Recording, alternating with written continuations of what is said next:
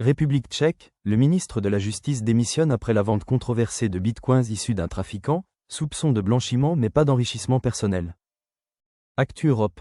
Le 30 mai 2025, le ministre tchèque de la Justice, Pavel Blažek, a présenté sa démission après un scandale retentissant lié à la vente par son ministère de près de 500 bitcoins, d'une valeur de 40 millions d'euros, reçus d'un criminel condamné pour trafic de drogue et détournement de fonds.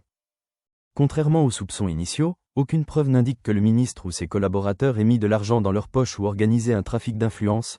L'argent de la vente a été officiellement destiné à financer la numérisation de la justice, la lutte contre la drogue dans les prisons et les logements du personnel pénitentiaire.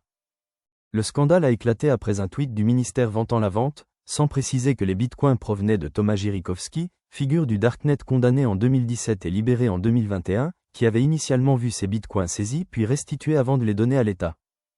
La controverse porte sur l'origine trouble des fonds et sur la décision du ministère d'accepter et de vendre ces bitcoins, alors que la justice n'a jamais formellement établi qu'ils provenaient d'activités criminelles, mais que le donateur est un criminel notoire. L'opposition accuse le gouvernement d'avoir blanchi de l'argent de la drogue via l'État, alors que le parquet enquête pour abus de pouvoir et blanchiment d'argent, sans qu'aucun avantage n'ait été accordé au criminel, qui a purgé sa peine et n'a bénéficié d'aucun traitement de faveur.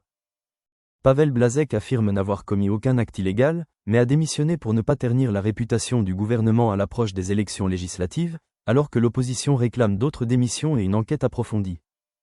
Ce scandale met en lumière la difficulté de l'État à gérer la provenance des avoirs saisis dans les affaires de criminalité organisée, et relance le débat sur la transparence et la responsabilité des institutions dans la gestion des fonds issus du crime. Commentez ci-dessous. N'oubliez pas de cliquer sur « J'aime » et de vous abonner pour suivre l'actualité en temps réel.